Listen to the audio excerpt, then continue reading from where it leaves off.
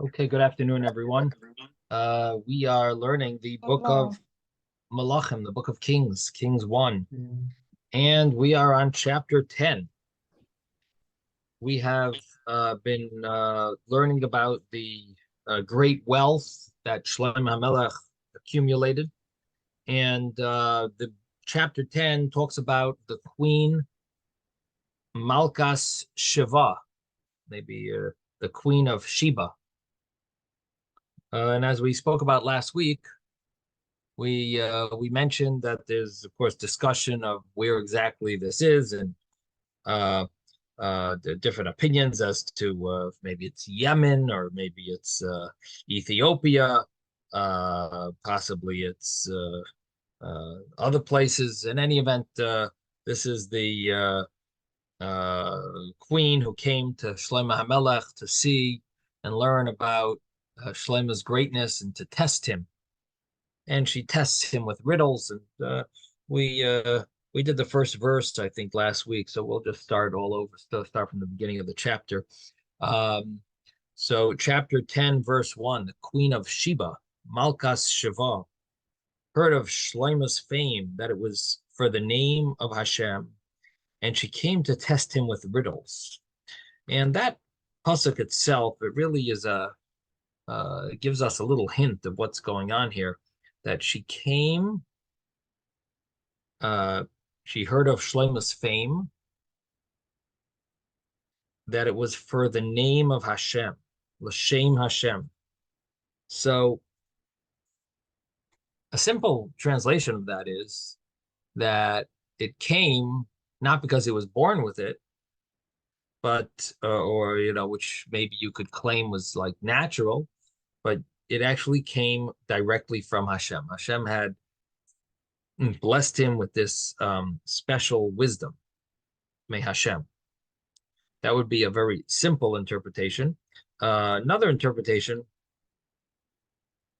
is that the wisdom of most scholars, of most philosophers, most brilliant people is normally um,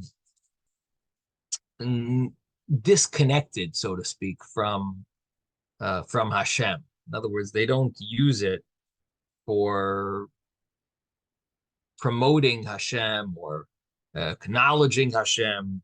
As we know, at least in today's day and age, the biggest anti-Semites are the colleges.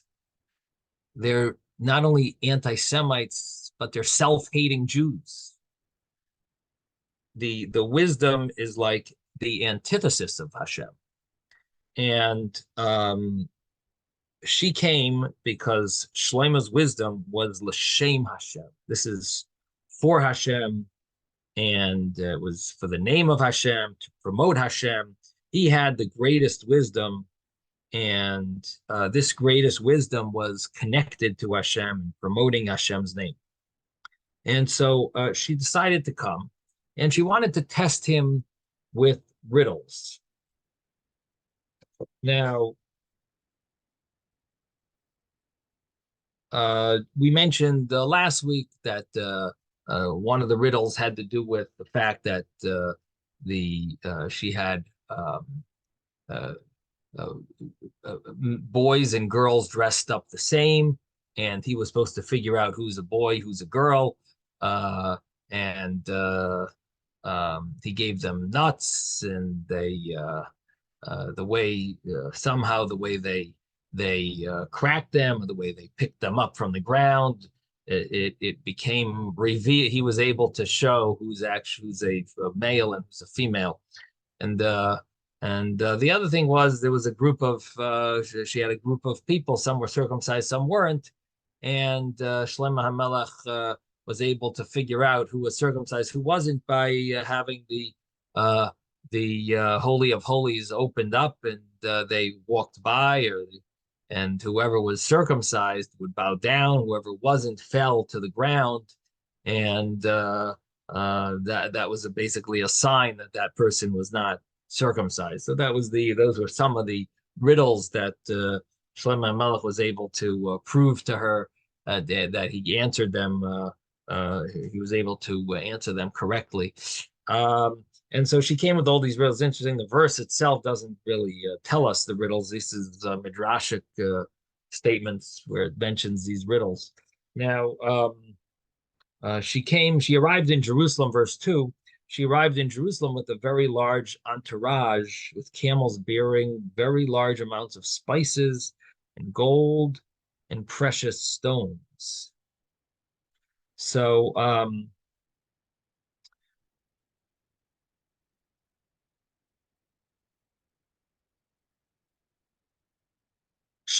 where did she find out?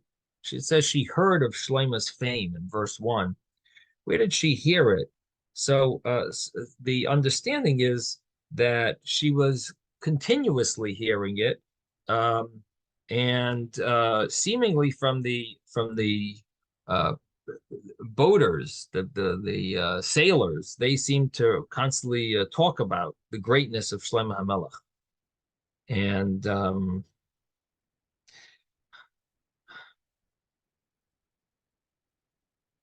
and she heard about this, and she was inspired to find out, to see it for herself.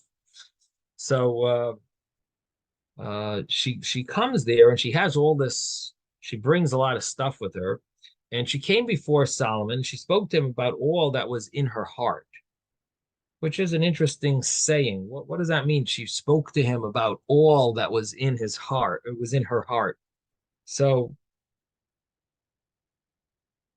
um, on a simple level, she spoke to him with having those secrets. She didn't reveal the answers to her riddles to anyone. And this way, she knew no one could give the answers to Shlomo. That that's maybe a simple understanding of it. Um, and so if he knows the answers, it was these answers she kept in her heart. She wasn't revealing them to anyone. It must have been God's wisdom who allowed Shlomo HaMelech to have the answers. Another understanding of this, that she spoke all that was in her heart. Um,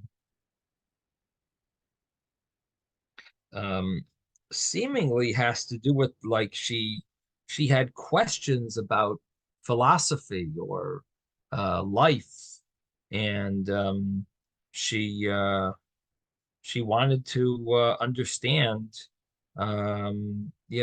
things that were bothering her internally, like she needed a therapist, you could say, or she wanted to know more about Hashem or holiness, and uh,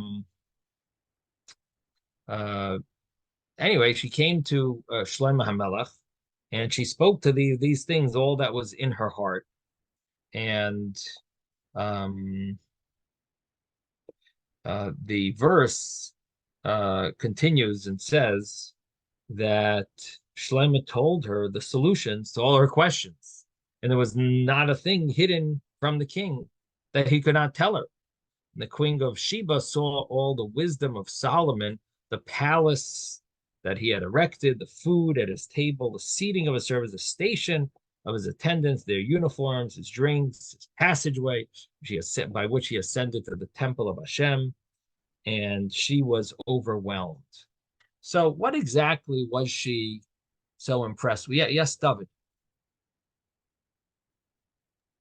Yeah, we say that the doubling of the bays in Bechol Lavavcha, it doesn't say Libecha, it says Lavavcha, which means both your inclinations. Bechol, you should love Hashem Bechol Lavavcha, Bechol Nafshocha, Bechol Decha. Here also it says two bases. It says Lamed Vav, Lamed Bays Bays Hey. Instead, it doesn't say im lava or liba, or I don't know what the proper word is in Hebrew, but it seems to imply two inclinations. It's more than just what was in her heart. It was what it was in her good inclination and her evil inclination.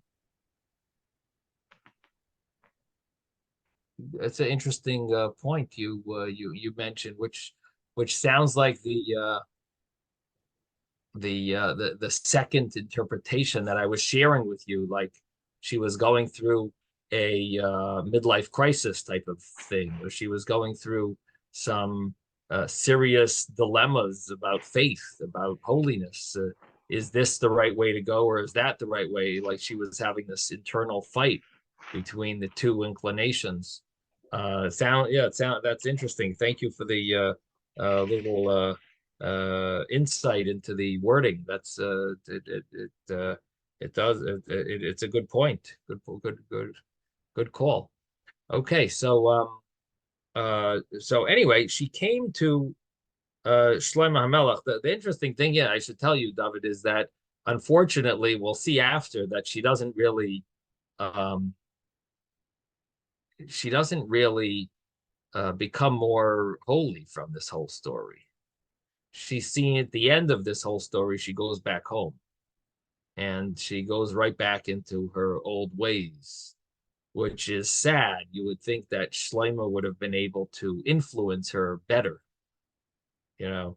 So if you translate it that she came with her riddles and she got them answered, so you could say Shlomo HaMelech was a success. He successfully answered her riddles and she went home. But if you say she Rabbi, came because of this dilemma, it sort of sounds like she almost it almost failed, like almost like Shlomo sort of failed because he didn't end Rabbi, up. I mean, she was inspired, but it didn't internally affect her. It didn't have a lasting effect on her. While she was there, it affected her, but afterwards, it didn't stick to her. Now, obviously, Rabbi, it doesn't mean it's Shlomo's fault, but it does. Sort of like sounds better. The success of Shlomo sounds better when you translate it the other way than when you translate it this way, and then it did, but it didn't work. Shlomo answered her problems, but it didn't actually end up working. But anyway, it's something we'll have to look into this. Yes, Rabbi, Panina. Yes, Rabbi. yes, yeah. Um, I have heard, I don't know how correct this interpretation is, but that there's some question as to whether or not she actually was one of those women who converted in one way or another, and that when she went back, it was in part to spread the knowledge of Hashem that she had gained from her connection with Shlomo HaMelech and from what she had seen in Eretz Yisrael. That it was partly the will of Hashem that she should spread that concept of the unity of God to her subjects in Ethiopia. I don't know if you have seen or heard anything like this. Yeah, I'm not aware of that. In fact, it sounds the opposite from the wording that the verse uses. Not only here, but also in the book of Chronicles, it uses a term like she went back, like she turned around, and she almost like she didn't, you know, she didn't keep what she gained by Shlomo. She sort of, turned back to the old ways, which sounds the opposite of what you're saying. Now, obviously, there could be other interpretations that I'm not aware of. I haven't looked at everything that's written on this. So if you do find it, I definitely like to see it. If you do find anyone says that.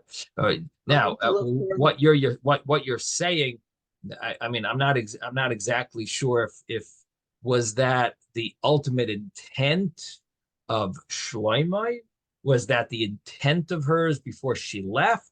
Was that what she did? In other words, even what you're saying, I guess it could be, your wording could, it's a little unclear how what the end of the story is. What are you sharing? Are you sharing that she did that, or that she wanted to do that, or that she was supposed to do that? You know what I mean? That Like, she was like supposed to do that because as uh-huh. the ruler, she had to go back to Ethiopia, but or wherever she her was from. Right. intention was to spread the concept of Hashem there. And it is true that descendants there, the Amharic speaking main tribe that supposedly are descended from Shlomo HaMelech and the Queen of Sheba, or were influenced by them, and the language is somewhat similar to Hebrew, that they were one of the first recipients of the concept of, Hashem through the Coptic religion. It's a form of Christianity shared in Egypt, but at the same time, others in the area, in the surrounding area, were still pagan, and they were Uh-huh. more like open to monotheistic tendencies. Uh-huh. Uh-huh. Well, what you're saying is definitely interesting. Yeah, it's very interesting, especially with the historical facts of and how Israel tried to invite the Ethiopians, consider them Jewish, which does, that does. It was a very interesting thing. There is a source. Even though many rabbis were very against Israel accepting converts from Ethiopia, or the belief that the Ethiopians are even Jewish, there were many rabbis against it. But there was like one source in the early commentaries, early Rishonim, or in the Rishonim, I should say, that one of the commentaries on the Rambam, that does say that the people from Ethiopia are from Dan, tribe of Dan, which, from my understanding, was one of the reasons why Israel went ahead with, allowing the Ethiopians this right of return, because they relied on this one major source, that the people. But I mean, it's even the source is a little vague, because there might have been other people mixed in with them, and not necessarily is everyone Jewish, just because somewhere up there in the higher lineage they were Jewish, but if they're not careful, if they weren't careful not to mix with anyone else, is one story, but who says that they were careful for generations and decades and centuries, that they didn't mix. So anyway, it's definitely an interesting topic, and I see you've done a little research yourself, I guess, on it. Um, Yes. but um, but in any event, this would be the question, if she, if you could translate it that way. I'm basing it on the conclusion of this story, where she went to her land, and to her she turned and went to her land, um, her and her servants, she and her servants. And then there's a similar verse in the book of Chronicles, that they returned to their land, and in their worship of idols. Let me pull up Chronicles, and so that might give us more clarity if we pull up the verse in Chronicles here. Chronicles number 2, chapter 9. So as I've mentioned a few times, the book of Chronicles has a lot of the same stories, uh, and you find little nuances that are give us little hints that are mentioned in one place and not the other. So here it says, um, that she went back, um, Batahafoich, uh, and uh, Batahafoich, which seemingly means she turned around and went back. Um, she turned her back. She turned her face and went there. Um, now,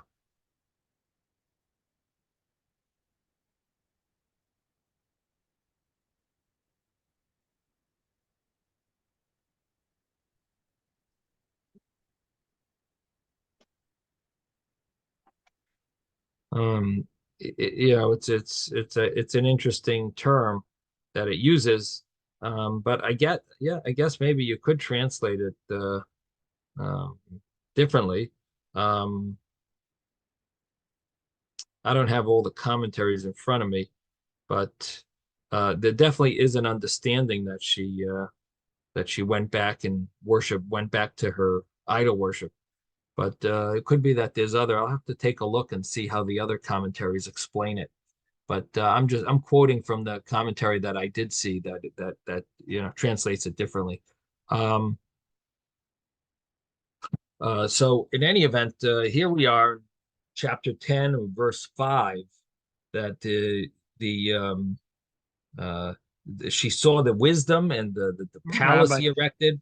Oh, yes. Yeah, I just wanted to say, did you you mentioned the riddles about which were the boys and which were the girls? Did you explain how the riddle worked? Yeah, that he brought them in front of the ark, and the ones that were boys, not boys and girls. The I'm sorry, yeah, about the boys and girls had to do with the nuts. He gave them nuts, and how they uh, how they cracked them, or how they if they fell on the floor, if they how they picked them up, if they knelt, or if they bent down.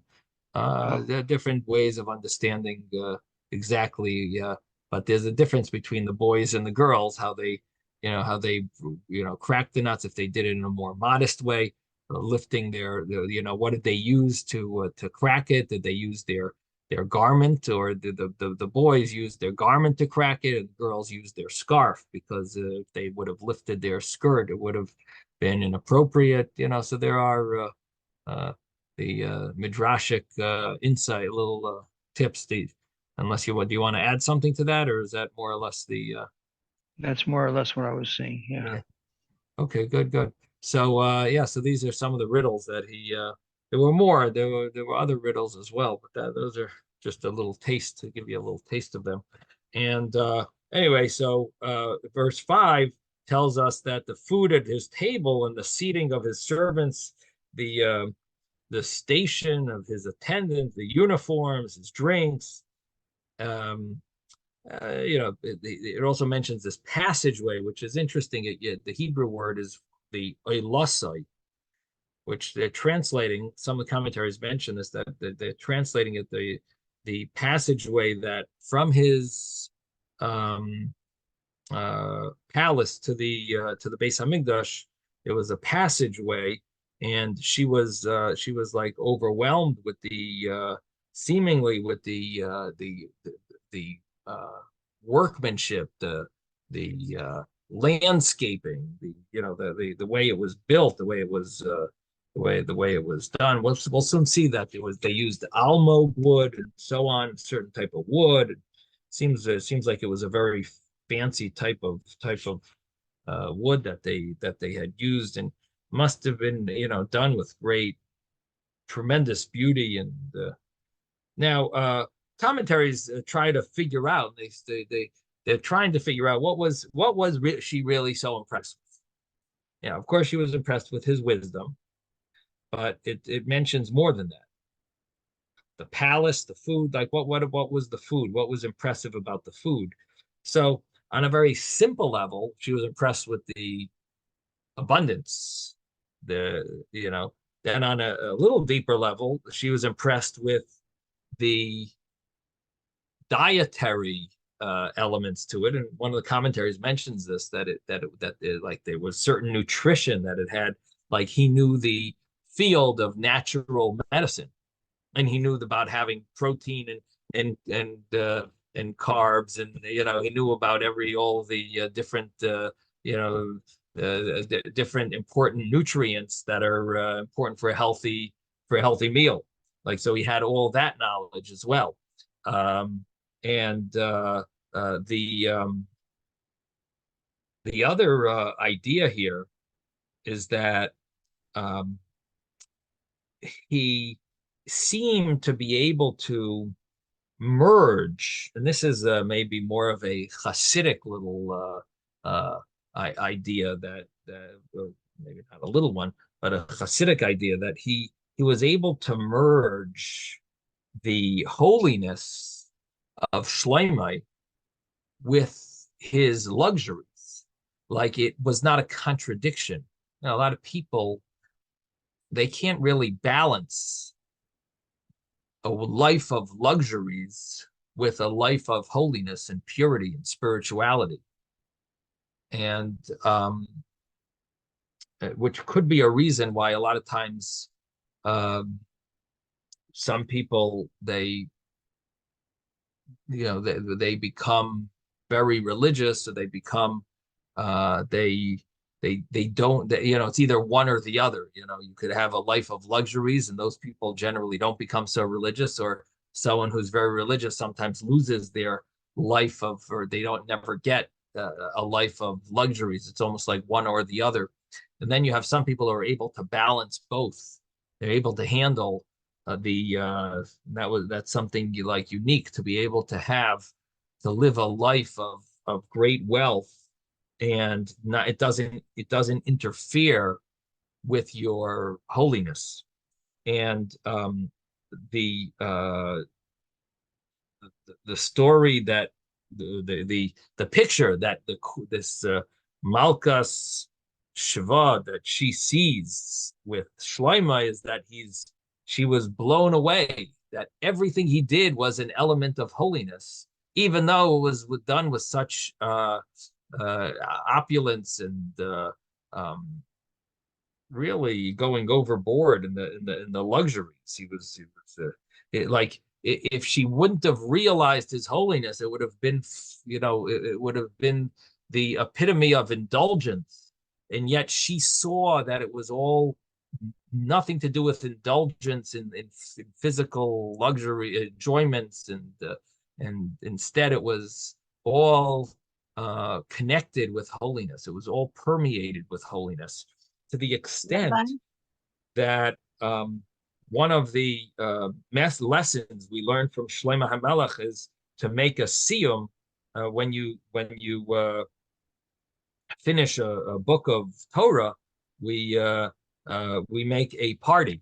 There's a concept of making a party, and Shlomo's banquets were often feasts when they finished a certain portion of the Torah. And so we learn from those feasts that we're supposed to make a feast as well when we finish a portion of the Torah.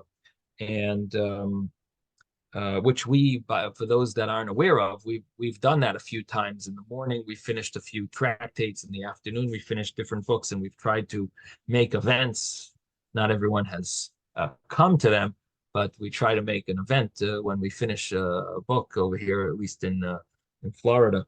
Rabbi, And Rabbi, yes, Panina. the concept that I heard about a lot of in New York among certain people in various communities that do this or try to do this is to beautify. In fact, I heard it also in Eretz Israel with the contests regarding the Sukkot, the decorations of the Sukkot. It's the concept of beautifying the mitzvah and using gashmiut in order to decorate or to magnify, embellish, elaborate, to make the mitzvah itself more impressive and more, more significant. Concept of Yeah, beautifying the mitzvah. that's very nice. Yep, the sukkahs is very nice, but you have to understand that that's a one little just a No, it was a in small part general of the. relating to candle lighting, relating to everything, not just.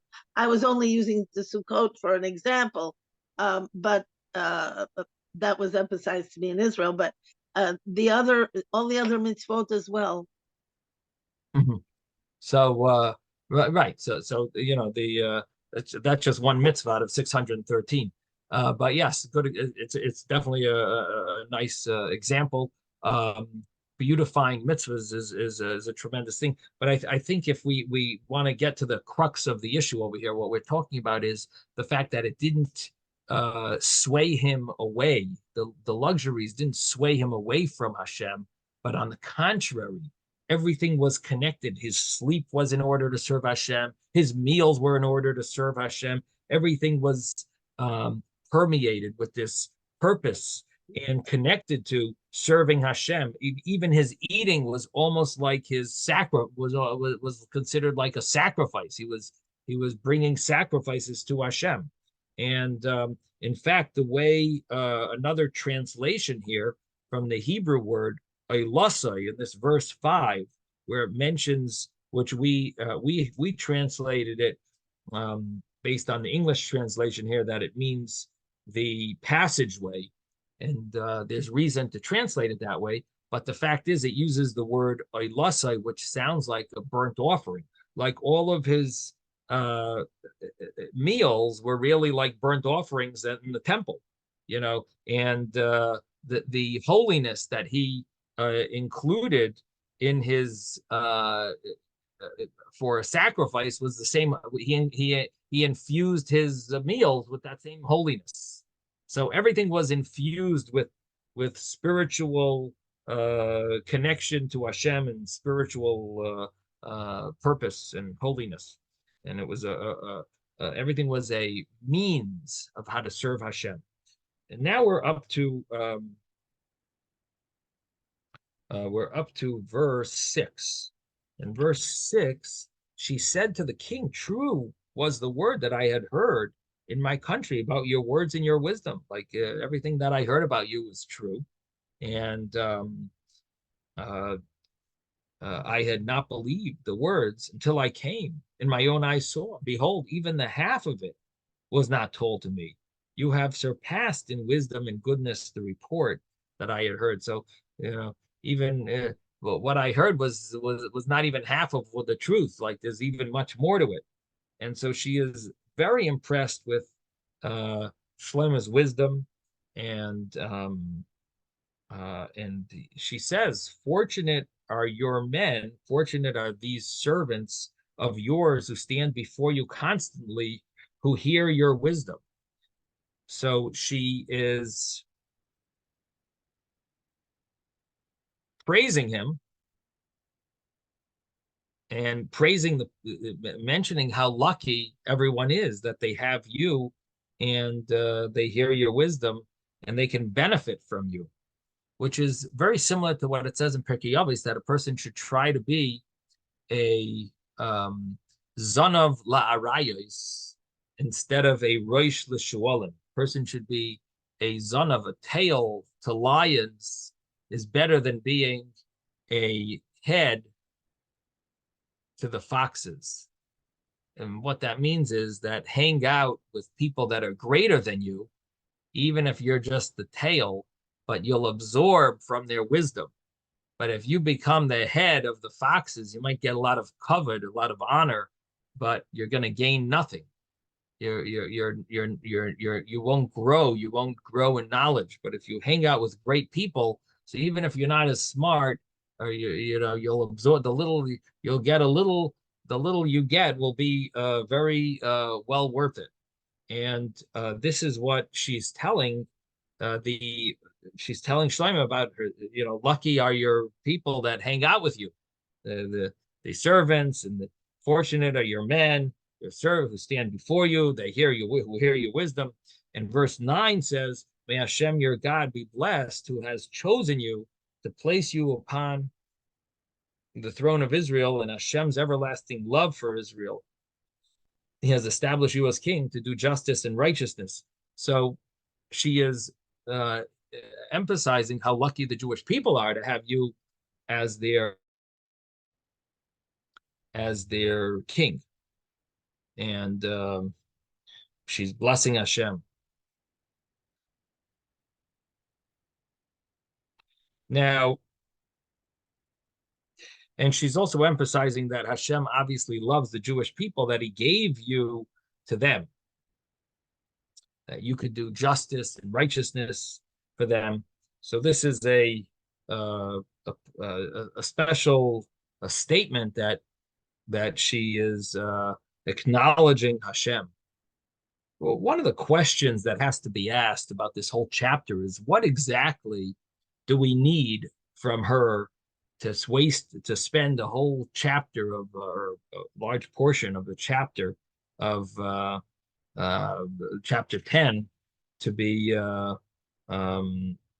discussing her. Okay, she was impressed with Shlomo HaMelech. Guess what?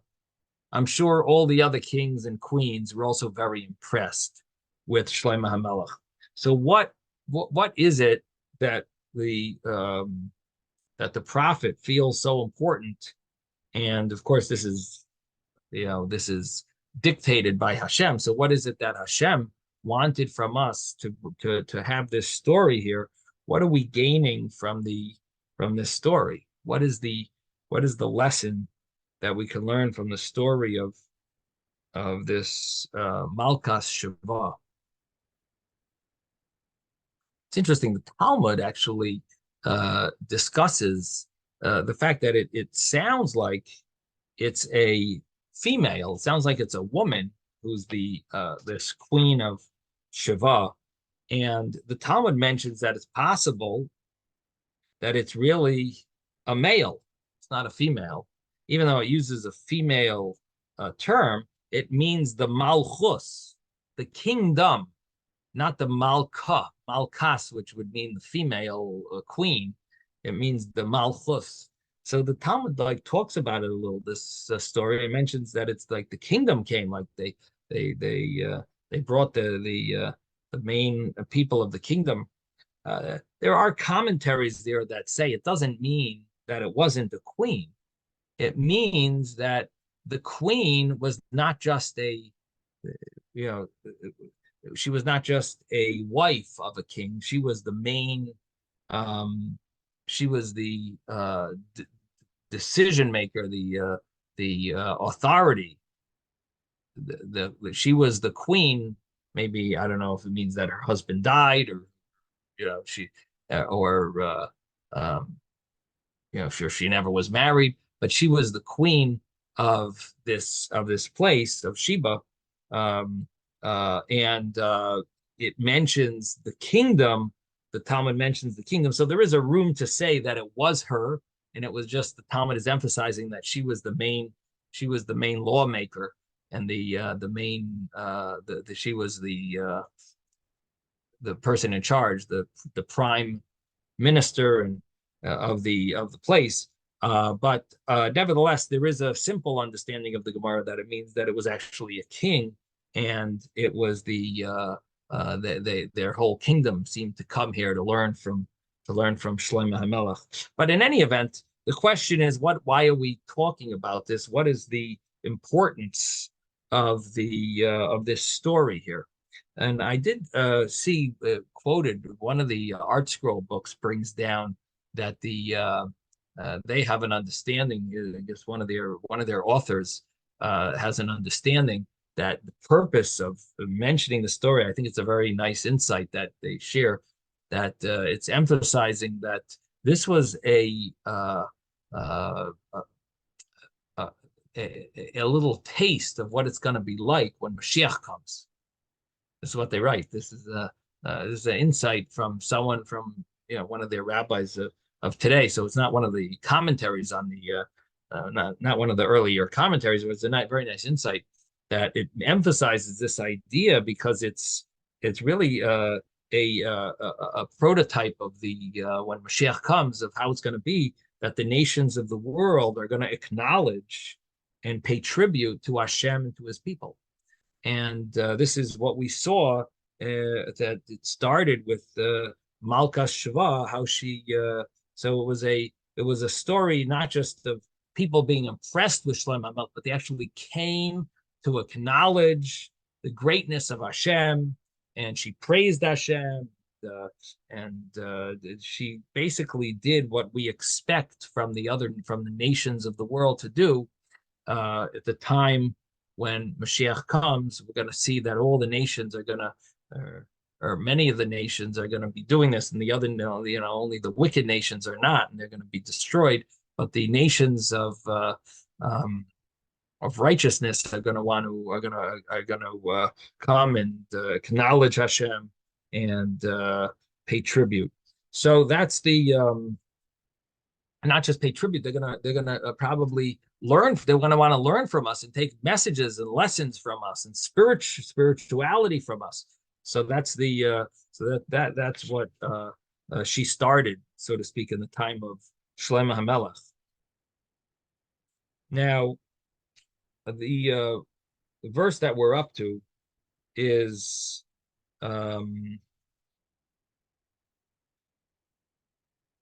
verse 10. And verse 10 says, she then gave the king 120 talents of gold, very many spices and precious stones. There have never again come such a large quantity of spice as that which the queen of Sheba gave to King Solomon. So it's very interesting that she had all these spices, and the term is besamim or boisem. So I'm not sure if Ethiopia has spices, but that would be a good sign if it is, if it does, if they do have a lot of spices coming from Ethiopia, that might be a little hint at least that it makes sense. Why did she have so many spices? It seems like he never received so many spices as he did from this woman, from this queen. It must have been. I would guess that it was a place that grows much spices and beisem. It's interesting. Beisem, what does it mean by spices? Beisem sometimes could mean. We don't have Ben, who is our Hebrew expert over here, but uh, I wonder if it could mean. Balsam is perfume, Rabbi. Well, that's what I'm wondering, if it could mean perfume as well. It uses both words here. Now, boisem with a samech, I'm not sure if boisem with a samech or with a sin is a perfume.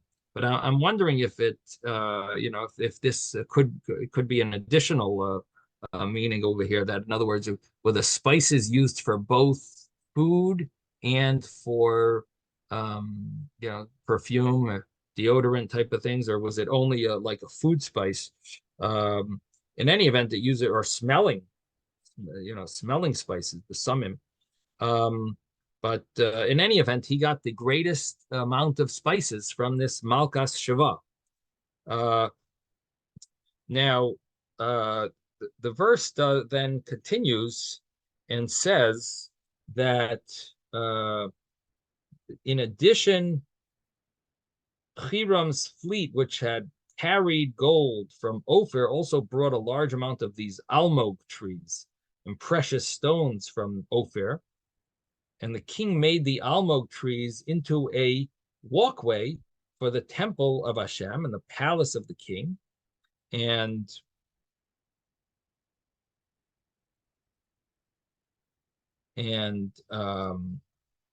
into harps and other musical instruments, lyres for the singers.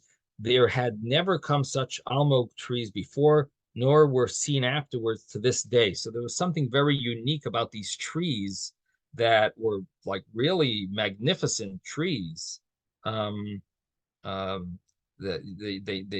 that unheard of. It was there was never such. They could never. There were never was such trees before in the past, and then of course they used them as well for these musical instruments for the Levites, and seemingly the reason why why does the verse mention that here? So it's talking about Queen Sheba, this Malka Sheba, and it mentions all about the Hiram's, all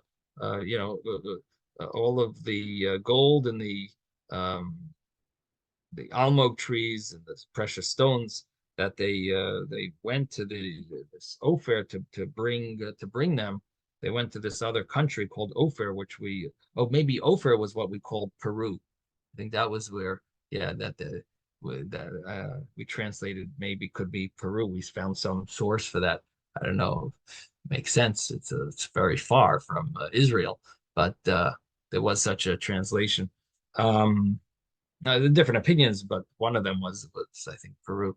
Anyway, so But the um, yes. I thought, I don't know, for some reason, I read somewhere that Ophir was supposed to be like Yemen. So that was the way we translated Malka Shava could be Yemen. Um, at least one of the commentaries translated. But if we look back when we talked about Ophir, because the previous chapter mentioned about this, uh,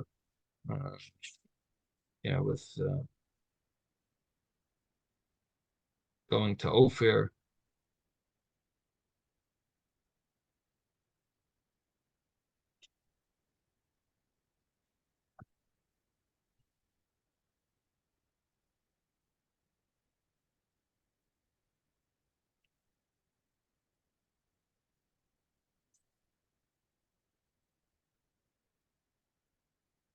In chapter 9 and verse 28. So it was a place that was famous for its gold. And so one of the understandings was it was on the western coast of Africa, but another interpretation was that it was Peru. Where they came up with that, I don't know, but that's that's mentioned in one of the commentaries. So maybe that's where there's a lot of gold. I when I mentioned it last week, I mentioned someone wants to get rich and find there might be more gold that they didn't find. You might be able to find it in these places, the western coast of Africa or in Peru. But anyway, so we're in chapter 10, and we're talking about this Ophir that the Hiram had sent to the fleet of his servants, people who knew how to travel by boat. Like it seems like it was like an expertise to know the oceans, know the waters, and uh, and this King Hiram was very helpful and helped Shlomo get all this gold, and they what does it say, 420 420 talents of gold. And how much did the this Malka Shva gave the king 120 talents of gold and many spices and precious stones. Okay, so anyway, so it seems that the reason why it mentions this story about Hiram's uh, fleet of ships, or the ship that went to get this, went to Ophir and got these almog trees and the precious stones, so in the gold. So it's mentioning it because um, she was impressed with the walkway of the of uh, between the palace and the Beis Hamikdash. So she was so impressed with it. So it's telling us where it was made from, what type of tree it was, and it sort of like sheds light on what it said earlier, that like you might ask, she was impressed with a passageway. Like, I could understand she was impressed with the palace, but what was she impressed with this passageway? So this is sort of answering that question and saying, yes, it was actually made from the most beautiful trees that there is to find, and people never even saw these such trees of such beauty before. Um, and it was made and it actually impressed her. That passageway impressed her.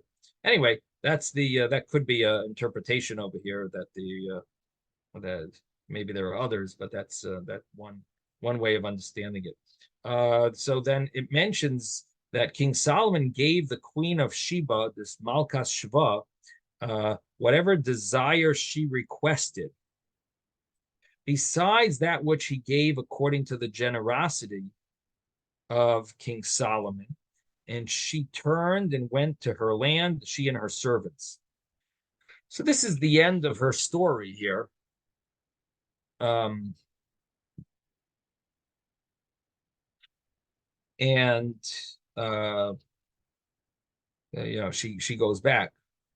Now, what does this mean? So he gave her all that she wanted,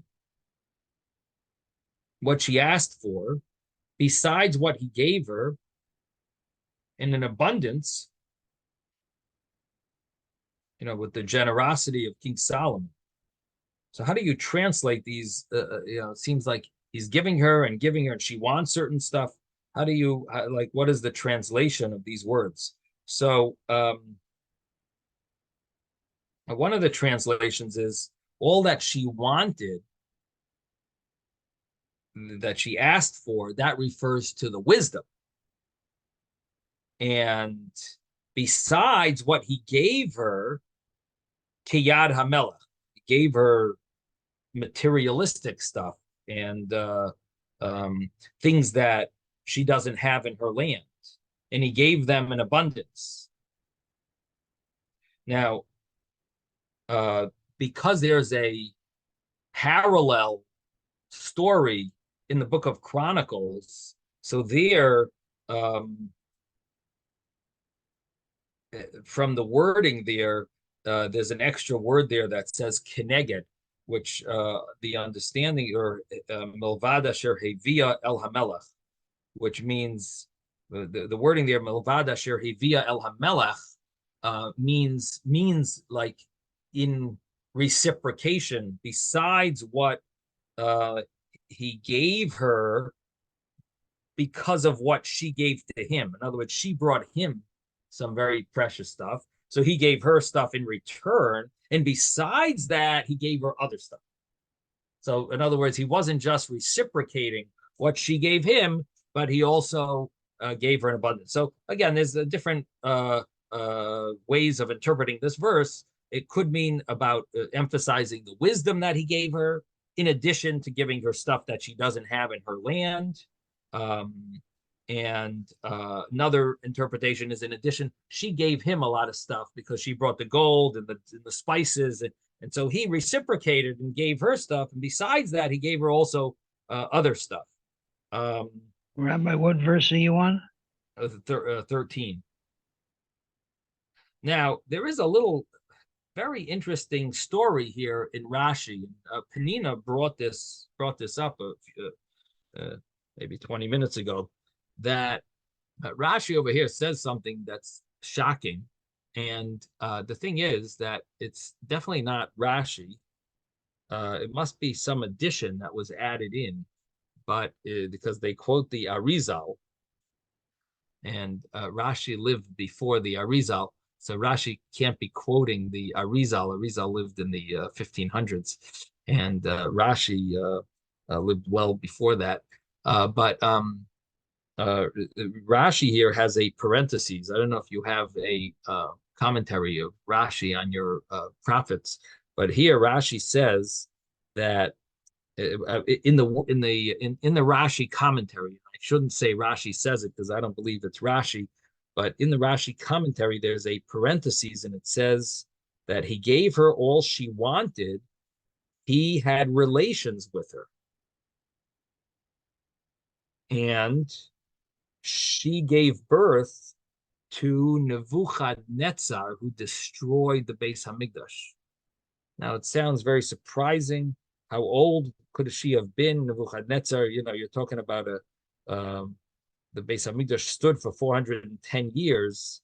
So it sounds a little off, because that means that someone had to live a little too long. But this is what's written on the side. I just want to share it with you. I'm not sure, again, the source for it, but they do say it's the Ari. So it'd have to be looked up to see if this is from the famous Kabbalist. But that's what it means, all her desire, that he actually had relations with her. And from that relations came out Nebuchadnezzar, and he destroyed the Beis Hamikdash that stood 410 years.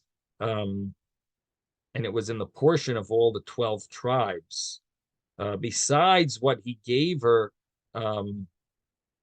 different gifts out of things that she doesn't have in her country, he also had relations with her.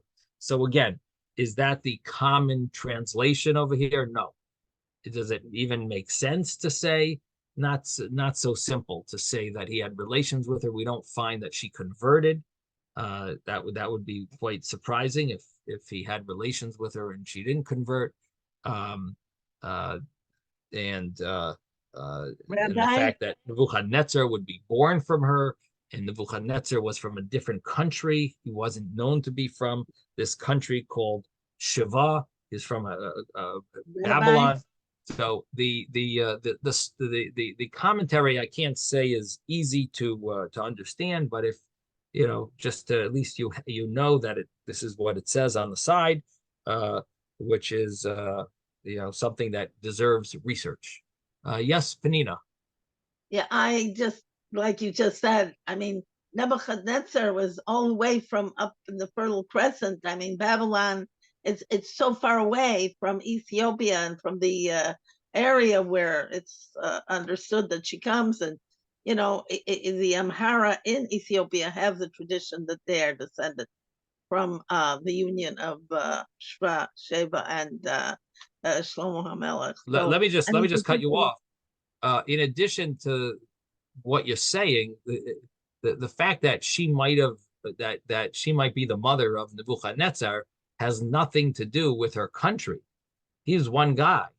I mean, there's a whole country there of people. So just because one person is related to her, you know what I mean? Like, it doesn't yeah. like impact the whole country. So I just thought I'd throw that in there. And of course, like you say, it's so many hundreds of years later. It's crazy sounding to me. I don't know, to me. Right, right. So in any event, uh, this is the story of Shlomo HaMelech with Malkas Sheva. And as I mentioned, there is this understanding here, but there might be other understandings. But one of the understandings is that she went back and to worship idols, to back to her country, and no one seemed to remain here. They all left.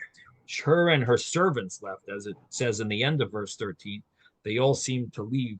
Now, this would be a good place to look at the Mayam Loes, actually. If David is checking it up in the Mayam Loes, maybe there might be something there in verse 13 at the end of it about her. Anyone, that would be interesting to know what, if you have anything over there on that. Yes, Susan. I didn't think that King Solomon was looked at as a good person or a good character, because in the end he let anybody, all of his women, his wives, he allowed them to worship idols.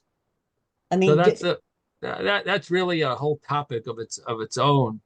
One of the things we always have to remember is that sometimes the verses imply one way, but the understanding of the story from our oral tradition explains that the verses that are implying something, sometimes we have it wrong. So, for example, the book of Shir Hashirim that King Solomon wrote, the book of Song of Songs, is considered holy of holies. So if Shlomo HaMelech wrote that book, even though people could question it, that it sounds like it's a book of love between a husband and wife, and yet it's considered the book that's called the Holy of Holies. So the author of it is obviously in the same league of Holy of Holies. So we'll have to explain and understand, how do we reconcile the what we'll see in next week's chapter, or 2 weeks chapter from now, these stories. In other words, Susan, you're going a little ahead. We didn't really deal with him and his wives and his horses and all of the wealth of accumulating the gold, the silver. We didn't go into it in depth yet, and therefore we're not going to really touch on it. But I will just mention that you have to understand it according to the perspective that our tradition has, and not just the way it sounds from the simple reading of it. Everything has depth to it. And when you just read it on the surface, it definitely could bring up a lot of questions and doubts. But we do know that King David and King Solomon were very righteous and holy people. So we're going to stop here, but I think, Naomi had a question. I wanted to say something. Yes. It's, you're muted.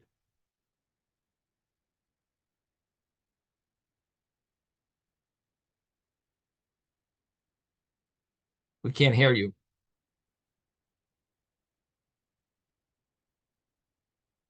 Okay.